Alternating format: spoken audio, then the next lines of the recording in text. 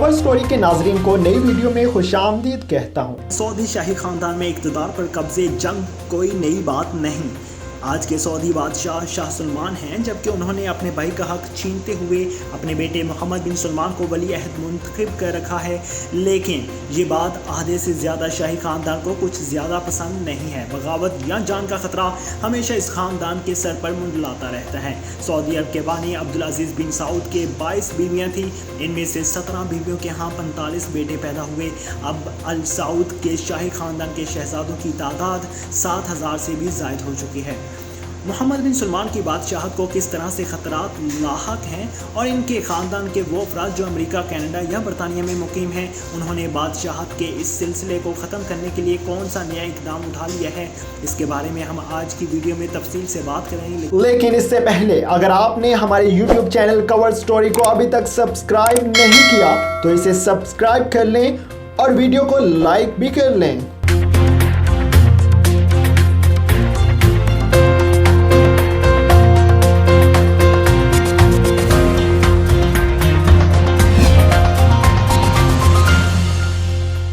Saudi अरब की क़दामत पसंद रियासत में तेल की पैदावार का आगाज़ 1938 में हुआ, जिसके बाद सऊदी अरब का शुमार दुनिया के अमीर तरीन मुल्कों में होने लगा।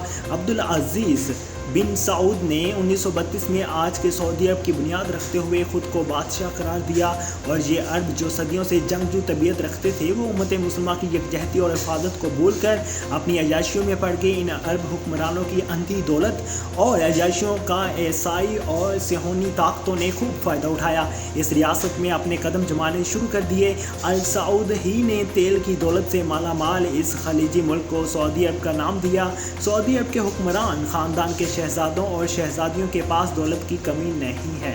अल सऊद ख़ानदान का ताल्लुक 18वीं सदी में जजीरा नुमा अरब के एक मुकामी शेख अल सऊद ख़ानदान का ताल्लुक 18वीं सदी में जजीरा नुमा अरब के एक मुकामी शेख सऊद बिन मोहम्मद से मिलता है। सऊदी अरब दुनिया का वो वाहिद मुल्क है जिसका नाम 2 सदियों पहले पैदा होने वाले मुकामी हुक्मरान पर रखा गया है।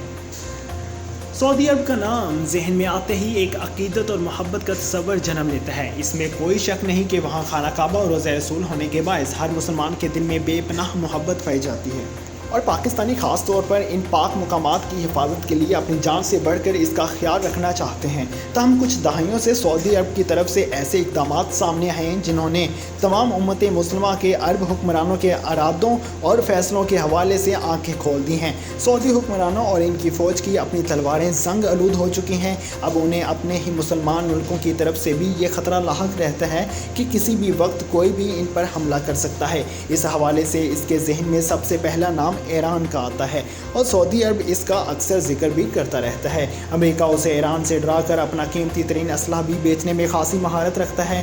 दुनिया में सबसे ज़्यादा असलाह ख़रीदने के हवाले से इंडिया का नाम लिया जाता है, लेकिन अब वो भी माजी का हिस्सा बन चुका है।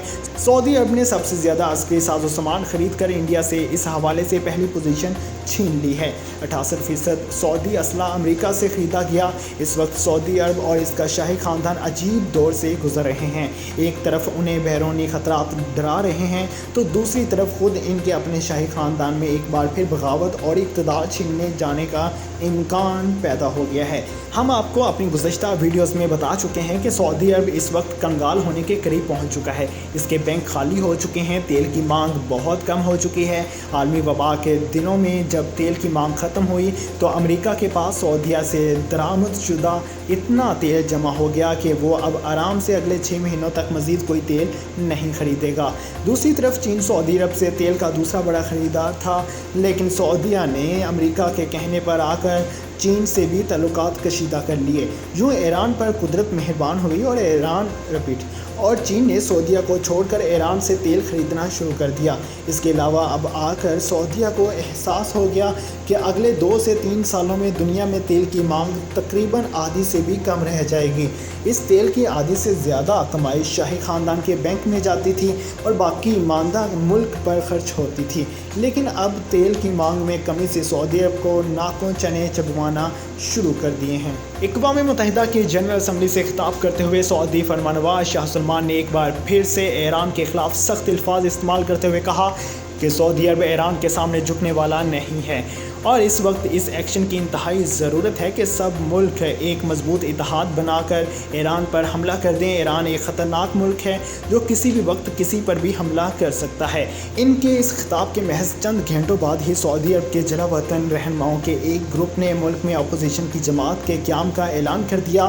سعودی عرب کے شاہی خاندان سے تعلق رکھنے والے ایسے بیشتر رہنما برطانیہ، امریکہ اور کینیڈا جیسے ممالک میں مقیم ہیں۔ ان کی قیادت لندن میں رہنے والے انسانی حقوق کے سرگرم کارکن یحییٰ عسیری کر رہے ہیں۔ یحییٰ عسیری کا کہنا ہے کہ ان کی سیاسی جماعت کا مقصد سعودی عرب میں شاہی سلطنت کی جگہ ایک جمہوری طرز عمل لانا ہے۔ ہم اپنے خاندان پر اتنا ظلم برداشت نہیں کر سکتے۔ عسیری سعودی عرب کی فضائیہ کے ایک سابق افسر ہیں۔ ان کا کہنا ہے کہ اپوزیشن پارٹی کا قیام ایک ایسے نازک وقت پر ہوا ہے جب ملک کو بچانا بہت ضروری ہو گیا ہے۔ انہوں نے کہا کہ اس جماعت کے قیام کا یہ وقت اس لیے بہت اہم ہے کیونکہ ظلم کے ماحول میں کمی کی بجائے اضافہ ہوتا جا رہا ہے۔ اپوزیشن جماعت کے قیام اور اس کی جانب سے جاری ہونے والے بیانات پر سعودی عرب کی طرف سے ابھی تک کوئی رد عمل سامنے نہیں آیا۔ البتہ ماضی میں سعودی عرب اس بات کی تردید کرتا رہا ہے کہ اس کی انتظامیہ ناقدین اور مخالفین کی آواز دبانے کے لیے ظلم و جبر اور تشدد کا راستہ نہیں اپناتی ہے۔ سعودی عرب آئندہ نومبر میں G20 چوٹی اجلاس میں منعقد کرنے کی تیاریوں میں مصروف ہے، لیکن خام تیل سے ہونے والی آمدنی میں شدید کمی کے باعث وہ معاشی مندی کے مار جھیل رہا ہے۔ سیاسی مبصرین کے مطابق اس صورتحال میں اپوزیشن جماعت کا اعلان اس کے لیے ایک نیا اور سخت چیلنج ہے۔ شاہ سلمان نے ماضی کی تمام روایات کو توڑتے ہوئے 2017 میں اپنے بھائی کا حق چھینتے ہوئے اپنے بیٹے محمد بن سلمان کو اپنا جانشین مقرر کر دیا تھا۔ تب سے عالمی سطح پر سعودی عرب کے خلاف ہونے والی نکتہ چینی میں زبردست اضافہ ہوا ہے۔ 2018 میں محمد بن سلمان اور سعودی حکومت کے بعض عوام مخالف پالیسیوں کے ناقد سعودی صحافی جمال خاشقجی کے استنبول میں سعودی سفارت خانے میں قتل کے بعد محمد بن سلمان اور ملک کی شبیہ بری طرح سے متاثر ہوئی ہے۔ محمد بن سلمان مخالفین اور ناقدین کی تعقیب کرنے میں مصروف ہیں۔ جو حق پر بات کرنا چاہتا ہے اس کا گلا دبا دیا جاتا ہے۔ اب ضروری ہے کہ ملک میں بادشاہت کا خاتمہ ہو اور سیاست کے ذریعے عوام اپنی مرضی کا لیڈر چنیں۔ اپوزیشن نے ملک میں پرامن تبدیلی کی بات کہی ہے۔ ان کا کہنا ہے کہ محمد بن سلمان ان افراد کو کنارے لگانے میں لگے رہتے ہیں جن سے ان کے تخت نشینی کو خطرہ لاحق ہو سکتا ہے۔ سعودی عرب کے فرمانروا 84 سالہ شاہ سلمان نے اقوام متحدہ کی جنرل اسمبلی سے خطاب کرتے ہوئے ایران پر الزام عائد کرتے ہوئے کہا کہ وہ اپنے دہشت گردانہ نیٹ ورک کا استعمال کرتا ہے۔ حسب معمول انہوں نے یہ بات بھی دہرائی کہ سعودی عرب پر مسلمانوں کے لیے مقدس شہر مکہ کی حفاظت کی خاص ذمہ داری ہے، لہٰذا امن کے دشمنوں کو منہ توڑ جواب دیا جائے گا۔ ایسی مزید معلوماتی ویڈیوز دیکھنے کے لیے ہمارے YouTube چینل کو سبسکرائب کر لیں۔